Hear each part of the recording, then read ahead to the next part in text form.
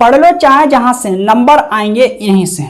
क्यों पढ़े हो चक्कर में, कोई नहीं है टक्कर में। आप लोग मुझसे जुड़ जाइएगा, मैं आपको बोर्ड परीक्षा 2027 की परीक्षा में टॉपर बना। अगर आप कक्षा 12 के स्टूडेंट हो तो ये क्लास आपके लिए। आज हम इस क्लास में प्रश्नावली 3.3 के बचे हुए प्रश्नों को हल करके दिखाएंगे। प्रश्नावली 3.3 में केवल 4 प्रश्न बचे हुए हैं, तो चारों प्रश्नों को आज हम इस क्लास में हल करके दिखाएंगे और चारों प्रश्नों को बहुत ही आसान तरह से हल करके दिखाएंगे, ऐसा जैसा आपने सोचा नहीं होगा। तो एक एक करके प्रश्नों को हल करते हैं। प्रश्न नंबर 9, तो प्रश्न नंबर 9 को हल करते हैं। यदि आव्यूह ए, तो 1/2 ब्रैकेट में a प्लस a डैश तथा 1/2 ब्रैकेट में a माइनस a डैश ज्ञात कीजिए। ओके, इन दोनों का मान ज्ञात करेंगे, लेकिन मान ज्ञात करने से पहले प्रश्न में जो दिया हुआ है सबसे पहले हम उसे नोट करेंगे। क्या दिया हुआ है, इस आव्यूह को नोट कर लेते हैं। तो लिखेंगे दिया है, दिया है आव्यूह ए 0 minus a minus b, a 0 minus c, b c 0। Clear, I hope समझ आया होगा। अब मेरे को क्या ज्ञात करना है, दोनों को नोट कर लेते हैं। 1/2 ब्रैकेट में a प्लस a डैश, ये ज्ञात करके देना है। 1/2 ब्रैकेट में a minus a dash. Okay, इन दोनों का मान ज्ञात करेंगे, लेकिन ज्ञात करने से पहले हम ये देखेंगे, जब हम ज्ञात करेंगे तो मेरे को किन किन मानों की जरूरत पड़ेगी। a पता है लेकिन a डैश पता नहीं है, ठीक है। इसका मान ज्ञात करेंगे तो a पता है लेकिन a डैश पता नहीं है, ठीक है। a डैश क्या है, आव्यूह a का परिवर्त आव्यूह। तो सबसे पहले हम आव्यूह a का परिवर्त आव्यूह ज्ञात करेंगे, तो हम लिखेंगे a का परिवर्त आव्यूह, ठीक है। जब हम परिवर्त आव्यूह ज्ञात करते हैं तो डैश लगाते हैं। अब ये परिवर्त आव्यूह क्या होता है, जब मैंने आपको प्रश्नावली 3.3 के नियम पढ़ाए थे तो वहां पर A to Z जानकारी दी थी, लेकिन मैं फिर भी आपको बता देता हूं। यदि किसी आव्यूह की पंक्तियों को स्तंभों में तथा स्तंभों को पंक्तियों में बदलने से प्राप्त आव्यूह को उस दिए गए आव्यूह का परिवर्त आव्यूह कहते हैं। तो हम इस आव्यूह का परिवर्त आव्यूह ज्ञात करेंगे। जब हम परिवर्त आव्यूह ज्ञात करते हैं तो डैश लगाते हैं, ठीक है। एक के ऊपर डैश आएगा। अब हम क्या करेंगे, इस पंक्ति को स्तंभ बनाएंगे, ओके, और स्तंभ को पंक्ति बनाएंगे। तो इस पंक्ति को हम स्तंभ बनाएंगे 0 a b, क्लियर। इस पंक्ति को स्तंभ बनाएंगे -a 0 c, okay, -a 0 c। अब हम इस पंक्ति को स्तंभ बनाएंगे -b -c 0। आई होप समझ आया होगा। तो सबसे पहले हम इसका मान ज्ञात करेंगे, ठीक है। इसका मान ज्ञात करने से पहले क्या ज्ञात होना चाहिए, a प्लस a डैश। तो हम ज्ञात करेंगे सबसे पहले a प्लस a डैश, चूंकि a प्लस a डैश आव्यूह a, इसे नोट करेंगे, आव्यूह a इसे नोट करेंगे a 0 minus c, b c 0। इसका क्रम 3 गुणा 3, 3 पंक्ति 3 स्तंभ, प्लस प्लस है तो प्लस लगाएंगे। a डैश कहाँ पर है, इसको नोट करेंगे 0 a b, ठीक है, -a 0 c -b -c 0। इसका क्रम 3 गुणा 3, 3 पंक्ति 3 स्तंभ। दो आव्यूह का योगफल कब संभव होता है, ठीक है। दो आव्यूह का जुड़ना कब संभव होता है, जब दोनों आव्यूह के क्रम समान होते हैं। तो दोनों आव्यूह के क्रम समान है तो दोनों आव्यूह का योगफल संभव है। अब हम जोड़ेंगे, पहला स्तंभ पहले स्तंभ से जुड़ता है, दूसरा दूसरे से और तीसरा तीसरे से। अच्छी तरह से सुनो समझो और देखो। तो इस आव्यूह का पहला स्तंभ नोट करेंगे, प्लस है तो प्लस, ओके। इस आव्यूह का पहला स्तंभ 0 a b, इस आव्यूह का दूसरा स्तंभ a 0 माइनस c, प्लस है तो प्लस। इस आव्यूह का दूसरा स्तंभ, तो यहाँ पर माइनस है, प्लस माइनस माइनस हो जाएगा, माइनस का a, ठीक है भाई, 0 c, क्लियर। इस आव्यूह का तीसरा स्तंभ b c 0, प्लस है तो प्लस, इस आव्यूह का तीसरा स्तंभ, प्लस माइनस माइनस हो जाएगा minus B, plus minus minus हो जाएगा माइनस सी, 0। आई होप समझ आया होगा, क्लियर, ओके। ए प्लस ए डैश, ए प्लस ए डैश बराबर, तो ये 0 हो जाएगा। अब ये माइनस का प्लस का कट जाएगा, ये माइनस का प्लस का कट जाएगा, 0 0, ओके ओके। ये प्लस का माइनस का कट जाएगा। आई होप समझ आया होगा। मैंने कहा ये प्लस का ये माइनस का कैंसिल हो जाएगा, यानी कट जाएगा, तो 0 आएगा, 0 माइनस का प्लस का 0, ठीक है, प्लस का माइनस का, ठीक है, 0। अब ये प्लस का माइनस का कट जाएगा तो 0 आएगा, 0 0। अब हम क्या करेंगे, जो मेरे को ज्ञात करके देना है उसमें क्या है, 1/2 है। अब हम दोनों ओर 1/2 से गुणा करेंगे, तो लिखेंगे दोनों ओर 1/2 से गुणा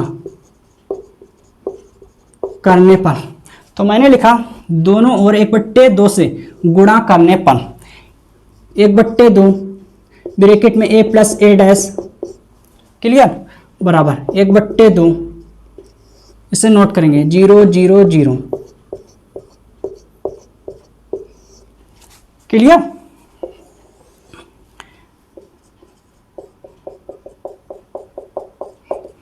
अब 1/2 को हम अंदर ले जाएंगे, तो इस आव्यूह के अंदर जितने भी एलिमेंट, जितने भी अवयव है, प्रत्येक अवयव के साथ गुणा होगी। जब हम 1/2 की इससे गुणा कराएंगे थे, ठीक है, तो 0, इससे गुणा करेंगे 0, यानी प्रत्येक एलिमेंट से गुणा कराएंगे तो प्रत्येक एलिमेंट 0 हो जाएगा, 0 0 0।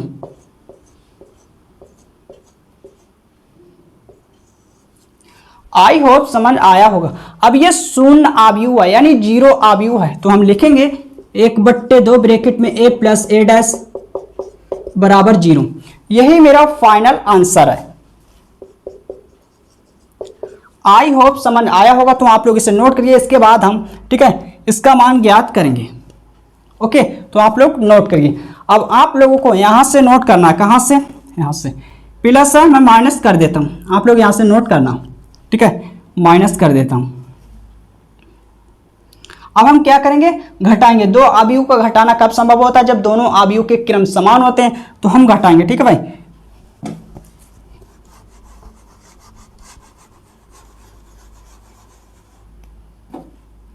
तो पहला स्तंभ पहले स्तंभ से घटेगा, दूसरा दूसरे से, तीसरा तीसरे से, नोट करेंगे। माइनस है तो माइनस लगाएंगे। इस आव्यूह का पहला स्तंभ, इस आव्यूह का दूसरा स्तंभ, माइनस है तो माइनस लगाएंगे। इस आव्यूह का दूसरा स्तंभ, तो माइनस माइनस प्लस हो जाएगा, ठीक है, 0 C। इस आव्यूह का तीसरा स्तंभ B C 0, माइनस है तो माइनस लगाएंगे, क्लियर। इस आव्यूह का तीसरा स्तंभ, तो यहाँ पर minus minus plus B, minus minus plus C 0। I hope समझ आया होगा, क्लियर। तो मैं इसे रब करता हूं।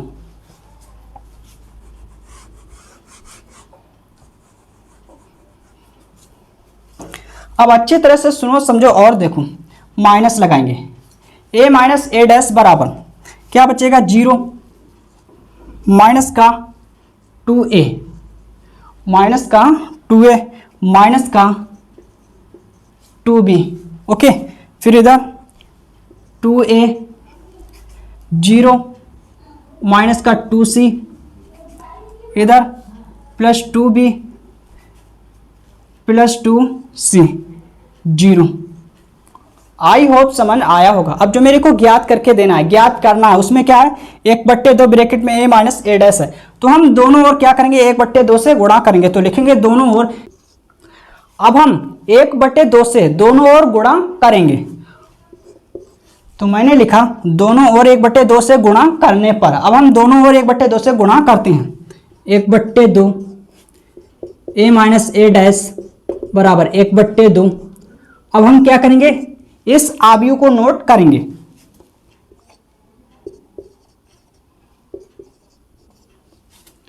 2a 0 minus 2c 2b 2c 0।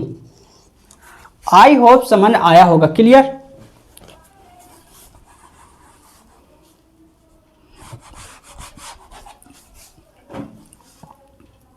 Minus, इसे नोट करेंगे। ओके, अब अच्छी तरह से सुनो, समझो और देखो।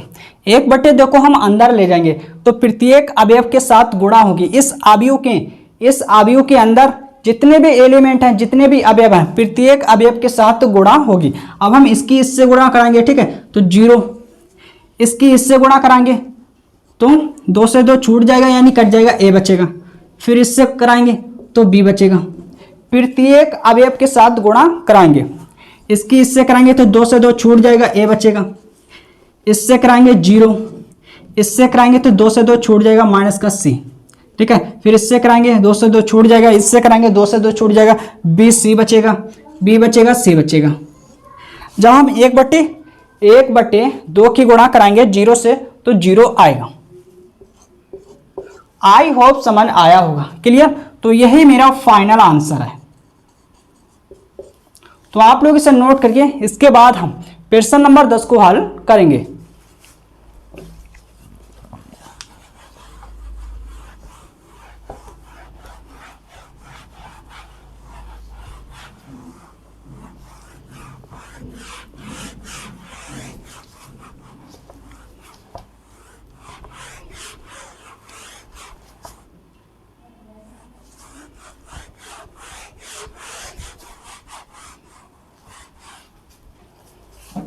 प्रश्न नंबर 10। अब हम प्रश्न नंबर 10 को हल करेंगे।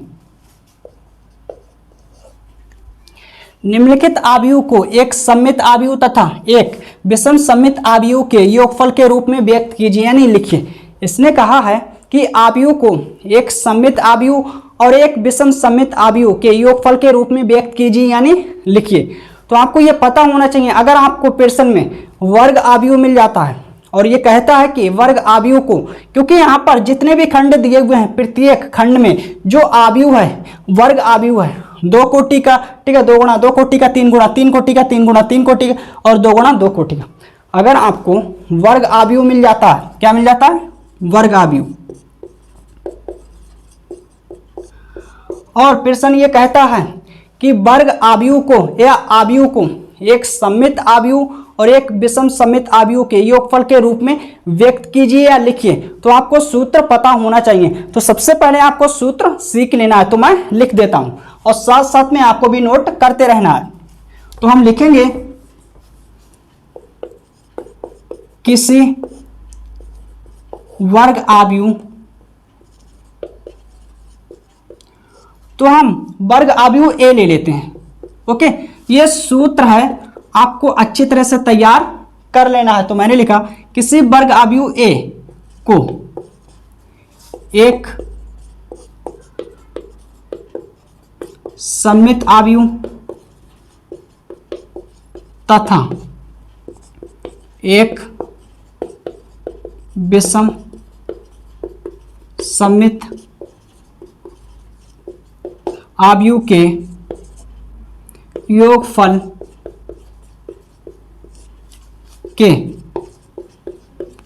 में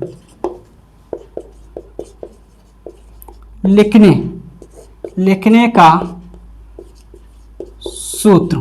यह सूत्र है, आपको अच्छी तरह से तैयार कर लेना है। ठीक है, सूत्र क्या है? मैंने वर्ग आव्यूह क्या लिया है? ए। ठीक है, तो सूत्र मेरा बनेगा ए बराबर 1/2 ब्रैकेट में ए प्लस ए डैश प्लस 1/2, ठीक है भाई, प्लस 1/2 ब्रैकेट में ए माइनस ए डैश। ओके, ये सूत्र आपको याद कर लेना है अच्छी तरह से। अगर प्रश्न आपसे ये कहे कि वर्ग आव्यूह को या आव्यूह को एक सममित आव्यूह और एक विषम सममित आव्यूह के योगफल के रूप में व्यक्त कीजिए या लिखिए, तो आपको ये सूत्र, ठीक है, लगाना है अच्छी तरह से। ठीक है, तैयार कर लेना। अब हम क्या करते हैं, एक एक करके खंडों को हल करेंगे। तो सबसे पहले आप लोग इसे नोट करिए। ओके, नोट कर लिया? ठीक है भाई।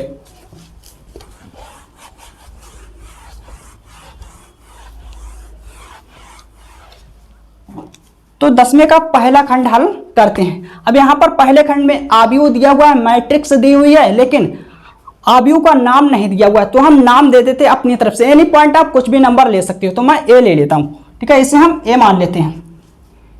पहला खंड माना ए बराबर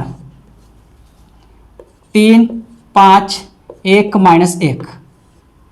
अब ए आव्यूह को एक सममित आव्यूह और एक विषम सममित आव्यूह के योगफल के रूप में मेरे को व्यक्त करना है, यानी लिखना है। तो सूत्र क्या बनेगा? आव्यूह क्या है? ए। तो मेरा सूत्र क्या बनेगा? अच्छी तरह से सुनो, समझो और देखो। ए बराबर 1/2 ब्रैकेट में ए प्लस ए डैश प्लस 1/2 ब्रैकेट में ए माइनस ए डैश, ये मेरा सूत्र बनेगा, ठीक है। यह है ए डैश। तो यह सूत्र अच्छी तरह से तैयार कर लेना, ठीक है। अगर हम इस भाग को निकालेंगे, इसको ज्ञात करेंगे और हम इसको ज्ञात करेंगे, तो अच्छी तरह से सुनो, समझो और देखो। इसको ज्ञात करने के लिए और इसको ज्ञात करने के लिए किन, ठीक है, मानों की जरूरत पड़ेगी। ए की जरूरत पड़ेगी जो कि ए दिया हुआ है, ए डैश की जरूरत पड़ेगी लेकिन ए डैश नहीं है, तो हम ए डैश निकालेंगे, यानी आव्यूह ए का परिवर्त आव्यूह। तो लिखेंगे आव्यूह ए का परिवर्त आव्यूह। जब हम परिवर्त आव्यूह ज्ञात करते हैं तो डैश लगाते हैं। अब हम क्या करेंगे? पंक्ति को स्तंभ बनाएंगे, ठीक है। इस पंक्ति को स्तंभ बनाएंगे, इस पंक्ति को स्तंभ बनाएंगे, 1 - 1। क्लियर? ओके। अब हम एक एक करके भागों को हल करेंगे। सबसे पहले इसको, फिर हम समीकरण 1 डालेंगे, 2 डालेंगे और फिर उनको जोड़ेंगे, ठीक है। तो अच्छी तरह से सुनो, समझो और देखो। क्योंकि ए प्लस ए डैश, तो आव्यूह ए कहां पर है? इसे नोट करेंगे। प्लस है तो प्लस, ए डैश इसे नोट करेंगे। क्लियर? इसका क्रम 2 गुणा दूं, इसका क्रम 2 गुणा दूं। दो आव्यूह का योगफल यानी जुड़ना कब संभव होता है? जब दोनों आव्यूह के क्रम समान होते हैं, यानी कोटि समान होती है। तो दोनों आव्यूह के क्रम समान है तो इनका योगफल संभव। अब हम जोड़ेंगे, पहला स्तंभ पहले से, दूसरा दूसरे से, ठीक है। तो यहां पर 3 में 3 जुड़ेगा, कितना हो जाएगा? 6। 3 में 3 जुड़ेगा 6, ठीक है। अब 1 में 5 जुड़ेगा 6, है ना। अब यहां पर 5 दूसरा स्तंभ दूसरे स्तंभ में जुड़ेगा, तो 5 में 1 जुड़ेगा, 5 + 1 तो 6 हो जाएगा, ठीक है। अब माइनस का 1 प्लस है और यहाँ पर क्या है? -1, तो माइनस और प्लस माइनस हो जाएगा, बराबर -2। ओके, तो -2 इसे हटाएंगे। लेकिन सूत्र में क्या है? 1/2 ब्रैकेट में a प्लस a डैश, तो हम दोनों पक्ष में 1/2 से गुणा करेंगे। तो लिखेंगे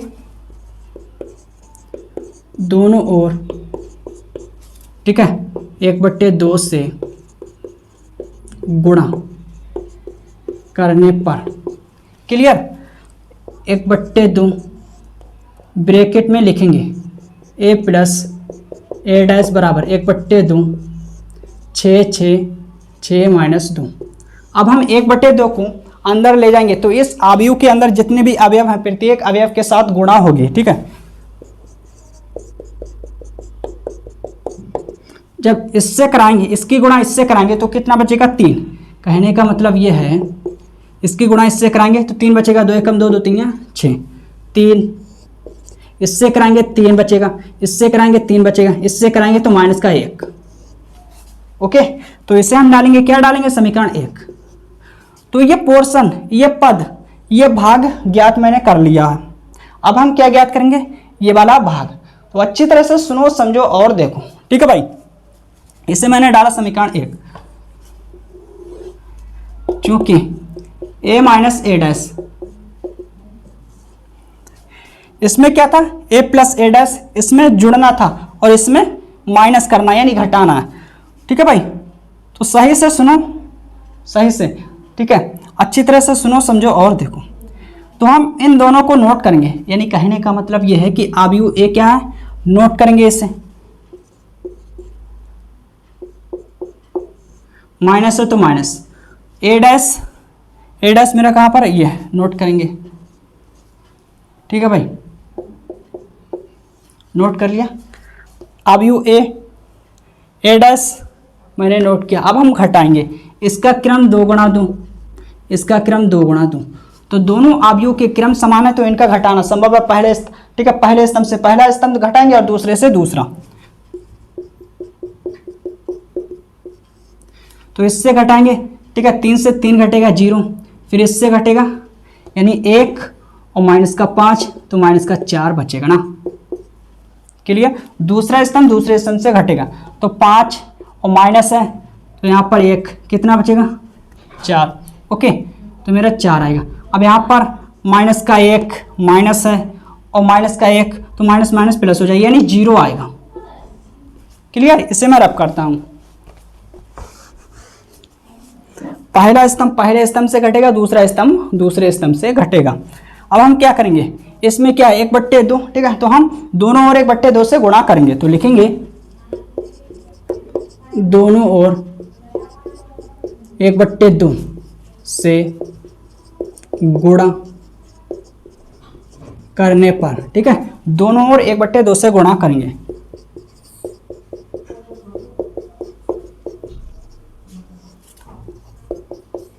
चार 0। अब हम 1/2 को अंदर ले जाएंगे तो इस अवयव के अंदर जितने भी अवयव हैं प्रत्येक अवयव के साथ गुणा होगी यानी मल्टीप्लाई।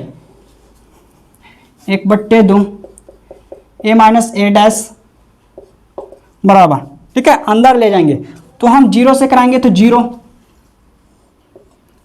1/2 की गुणा -4 से कराएंगे तो 2 दूनी 4 यानी माइनस का 2 बचेगा। ठीक है भाई, इससे कराएंगे तो 2 बचेगा, फिर 0 से गुणा कराएंगे तो 0। इसे हम डालेंगे समीकरण 2। ओके, अब चूंकि हम जानते हैं कि वर्ग आव्यूह को, इस वर्ग आव्यूह को एक सममित आव्यूह और एक विषम सममित आव्यूह, एक विषम सममित आव्यूह के योगफल के रूप में व्यक्त करना, और सूत्र क्या होता है यह है, मैंने लिख दिया है पहले ही, तो मैं नोट करूंगा सूत्र को।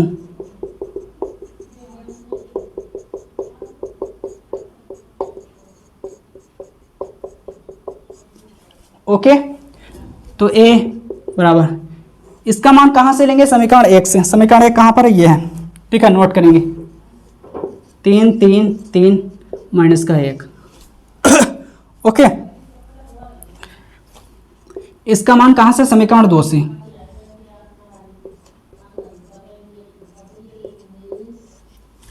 ठीक है, अब अच्छी तरह से सुनो समझो और देखो, ये क्या है, सममित आव्यूह,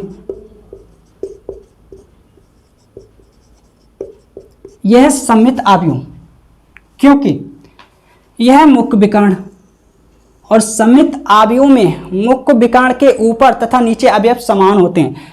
सममित आव्यूह में मुख्य विकर्ण के ऊपर और नीचे अवयव समान होते हैं, 3 3, यह सममित आव्यूह। ओके, यह विषम सममित आव्यूह,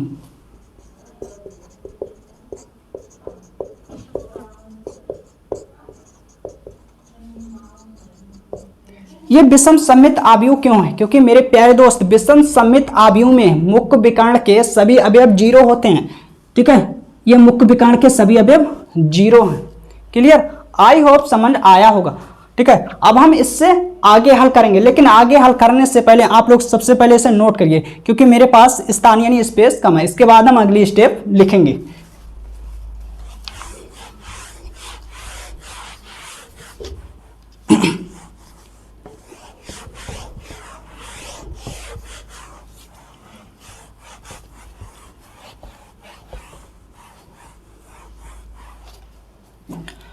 तो आप लोग यहां से नोट करना। ओके, कैमरे पर मक्खी बैठ गई तो मक्खी को हटा देता हूं। आप लोग यहां से नोट करना ए बराबर, अब हम क्या करेंगे, जोड़ेंगे। दो आव्यूह का योगफल कब संभव होता है, जब दोनों आव्यूह के क्रम समान होते हैं यानी कोटि। तो यहां पर इसका क्रम 2 गुणा 2, इसका क्रम 2 गुणा 2, तो हम जोड़ेंगे। ठीक है भाई, दोनों के क्रम समान है तो इनका योगफल संभव है। तो पहला स्तंभ पहले से, दूसरा दूसरे से जुड़ेगा। तो पहला स्तंभ इस आव्यूह का, ठीक है भाई, इस आव्यूह का पहला स्तंभ 3 3, प्लस लगाएंगे, प्लस है तो प्लस इस आव्यूह का पहला स्तंभ 0 माइनस का 2, तो प्लस माइनस माइनस हो जाएगा। ठीक है, क्लियर, इस अवयव का दूसरा स्तंभ, प्लस है तो प्लस, प्लस है तो प्लस, इस अवयव का दूसरा स्तंभ 2 0, ए बराबर, अब यहाँ पर 3 1, फिर यहाँ पर 5 माइनस का 1। अब अच्छी तरह से सुनो समझो और देखो, अवयव ए 3 5 3 5 1 माइनस 1 आ गया, आया। अगर अवयव ए ये सही है यानी बराबर है, तब जो हल है मेरा वो सही है। तो हम कह सकते हैं कि वर्ग अवयव को यानी इस वर्ग अवयव को एक सममित और एक विषम सममित अवयव के योगफल के रूप में व्यक्त किया जा सकता है यानी लिखा जा सकता है। तो हम लिखेंगे अतः दिए गए अवयव को, ठीक है भाई, दिए गए अवयव को एक सममित अवयव तथा एक विषम सममित अवयव के योगफल के रूप में व्यक्त, ठीक है, व्यक्त किया जा सकता है या लिखा जा सकता है, व्यक्त किया जा सकता है। आई होप समझ आया होगा, क्लियर। तो मैंने यहां पर चेक किया तो ठीक है, निष्कर्ष क्या निकला कि इस वर्ग अवयव को एक सममित अवयव और एक विषम सममित अवयव के योगफल के रूप में व्यक्त किया जा सकता है या हम कहें लिखा जा सकता है, ठीक है। तो 10वें का पहला खंड कंप्लीट हो गया। मेरे प्यारे दोस्त 3 खंड बचे हैं, तीनों खंड सेम टू सेम इसी प्रकार से होने वाले यानी खंड 1 की तरह होंगे। फर्क क्या है, ये 2 गुणा 2 कोटि का अवयव है, ये 3 गुणा 3 कोटि का, ये 3 गुणा 3 कोटि का, ठीक है। गुणा मैंने कहा गुणा और जोड़ और घटाना आप अपनी मर्जी से अपने हिसाब से कर लेना, ओके। तो दूसरा, तीसरा और चौथा HW करना घर से,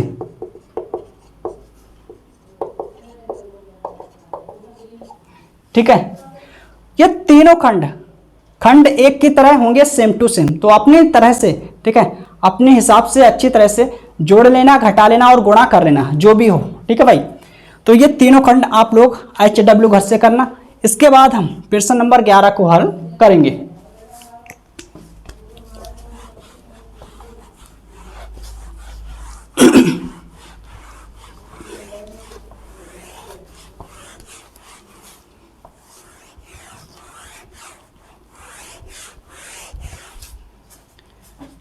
प्रश्न 11, अब हम प्रश्न नंबर 11 को हल करेंगे। यदि ए तथा बी समान कोटि के सममित अवयव हैं तो ए बी माइनस बी ए 1 यानी कौन सा ऑप्शन सही है, कौन सा विकल्प सही है, ठीक है। तो सबसे पहले हम, ठीक है, इसे नोट करेंगे जो प्रश्न में दिया हुआ है, उसके बाद ही हम देखेंगे कि कौन सा ऑप्शन सही होगा, ओके। तो नोट कर लेते हैं, ए तथा बी समान कोटि के सममित अवयव हैं, दिया है ए तथा बी, ठीक है, समान कोटि के सममित अवयव हैं, क्लियर। डेट इम्प्लाइज इसका मतलब ये हुआ कि ए डैश इक्वल यानी बराबर ए, मेरे प्यारे दोस्त, ठीक है, एंड पी डैश बराबर बी। ए तथा बी समान कोटि के दो सममित अवयव हैं, सममित अवयव हैं, तो इसका मतलब हुआ कि ए डैश बराबर ए एंड बी डैश बराबर बी, ठीक है। अब इसने कहा है तो ए बी माइनस बी ए 1 यानी कौन सा ऑप्शन सही है, तो हम बाद में बताएंगे, सबसे पहले इसे हम नोट करेंगे।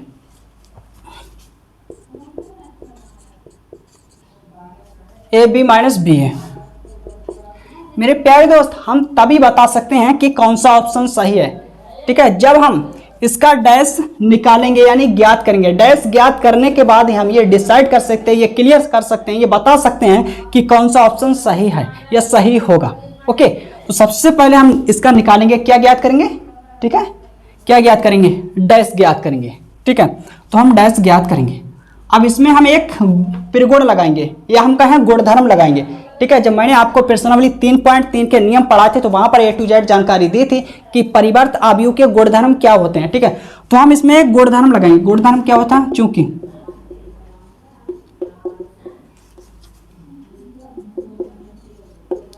ये गुणधर्म लगाएंगे। ठीक है,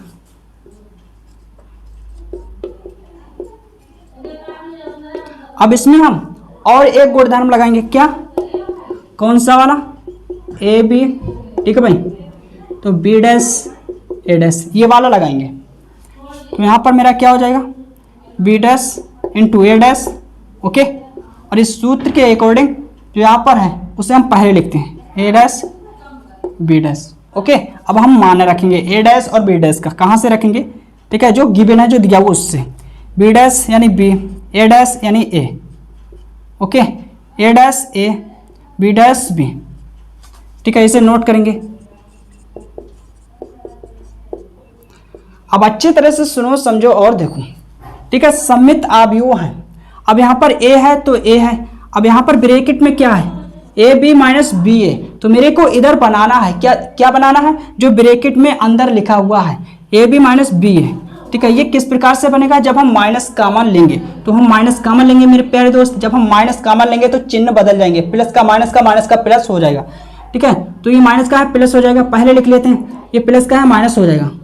ठीक है ना, क्लियर। अब अच्छी तरह से सुनो, समझो और देखो। विषम सममित आव्यूह के लिए शर्त क्या होती है, सूत्र क्या होता है, ए डैश बराबर माइनस ए। तो इसकी शक्ल इससे मिल रही है। ठीक है, ए है, ठीक है, यहाँ पर डैश है, यहाँ पर जो है नंबर वो सेम टू सेम इधर है। अब यहाँ पर A B minus B A dash है, अब जो ब्रैकेट के अंदर नंबर है वो सेम टू सेम इधर है। ठीक है, ए बी माइनस बी ए, और बाहर क्या है, माइनस माइनस। तो ये कौन सा आव्यूह है, ठीक है, एक विषम सममित आव्यूह है। तो हम देखेंगे कौन सा ऑप्शन सही है। ठीक है, ऑप्शन नंबर ए सही है, बी गलत है, सी गलत है, डी गलत है। तो आप लोग इसे नोट करिए। प्रश्न नंबर 11 कंप्लीट हो गया। इसके बाद हम 12वें प्रश्न को हल करेंगे। Okay,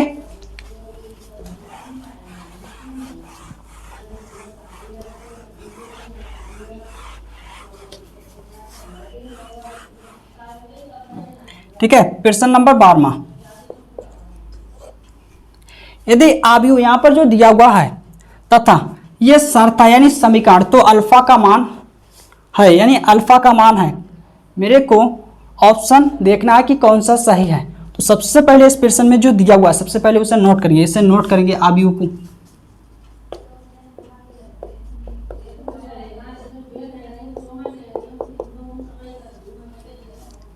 cos alpha sine alpha. ठीक है भाई, minus sine alpha cos alpha. Okay, अब मेरे प्यारे दोस्त शर्त क्या है, ये समीकरण को नोट करेंगे। ठीक है, ए प्लस ए डैश बराबर आई। Clear, okay. अब हम इस समीकरण को लेके चलेंगे, लेकिन समीकरण को लेके चलेंगे तो किन किन मानों की जरूरत पड़ेगी। ए पता है, ए डैश पता है, नहीं पता, निकालेंगे यानी ज्ञात करेंगे। आई पता है, आई क्या है, इकाई आव्यूह यानी यूनिट मैट्रिक्स। तो हम इकाई आव्यूह कितनी कोटि का लेंगे, देखेंगे दिया गया आव्यूह कितनी कोटि का है, 2 गुणा 2 कोटि का। तो हम इकाई आव्यूह 2 गुणा 2 कोटि का लेंगे। ठीक है, सबसे पहले हम निकालेंगे ए डैश का मान। तो लिखेंगे ए का परिवर्त आव्यूह। जब हम परिवर्त आव्यूह ज्ञात करते हैं तो डैश लगाते हैं। अब हम इस पंक्ति को स्तंभ बनाएंगे।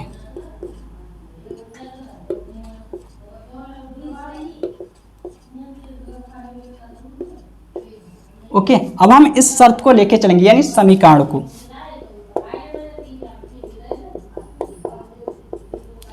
आव्यूह ए नोट करेंगे, sine alpha minus sine alpha cos alpha, plus है तो प्लस ए डैश, इसे नोट करेंगे।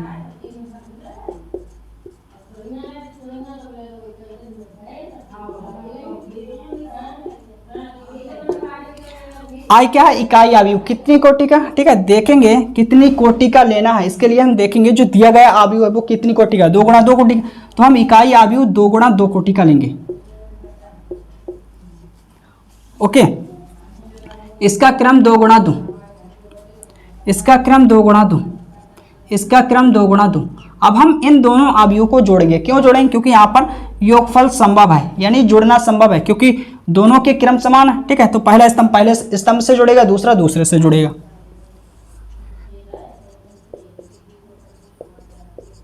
प्लस है तो प्लस, ठीक है, पहला स्तंभ पहले से जुड़ेगा तो कॉस अल्फा।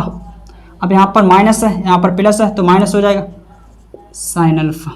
इसे नोट करेंगे। दूसरा स्तंभ, ठीक है, प्लस है तो प्लस, दूसरा स्तंभ, क्लियर। यह है माइनस तो माइनस लगाएंगे ना, ठीक है, कॉस अल्फा बराबर, इसका क्रम 2 गुणा 2,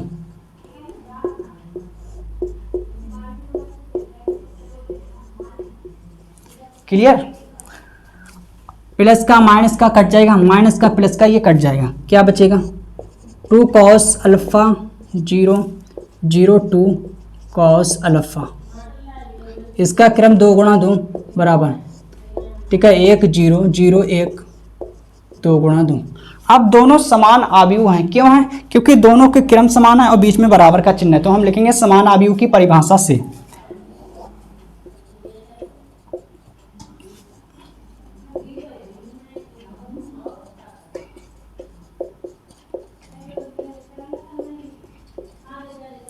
ओके, जब समान अवयव हैं तो इनके संगत अवयव भी समान होंगे, तो हम लिखेंगे संगत अवयवों की तुलना करने पर।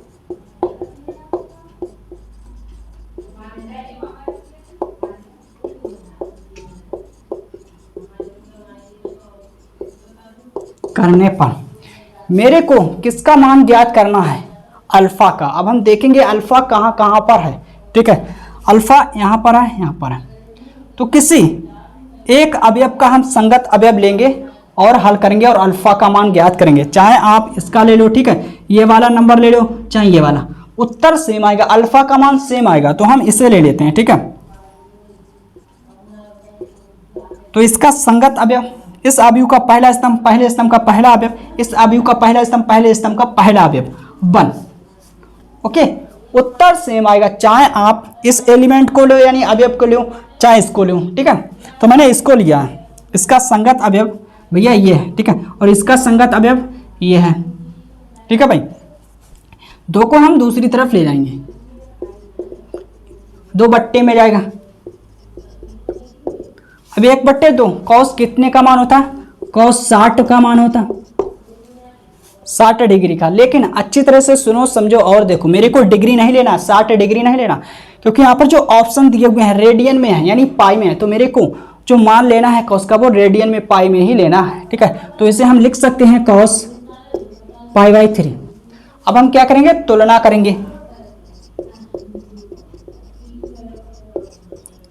तुलना में सेम राशि छूट जाती है, तो कॉस से कॉस छूटेगा तो क्या बचेगा, अल्फा बराबर π/3। तो हम देखेंगे कि कौन सा ऑप्शन सही है, यानी विकल्प π/3, ये गलत ये सही है, ऑप्शन नंबर बी सही है, ठीक है, सी गलत डी गलत। तो मेरे प्यारे दोस्त प्रश्न नंबर 12वां भी कंप्लीट हो गया, आप लोग इसे नोट करिए, क्लियर, नोट किया, पढ़ लो चाहे जहां से, नंबर आएंगे यहीं से, क्यों पढ़े हो चक्कर में, कोई नहीं है टक्कर में। आप लोग मुझसे जुड़ जाइएगा, मैं आपको बोर्ड परीक्षा 2027 की परीक्षा में टॉपर बना दूंगा।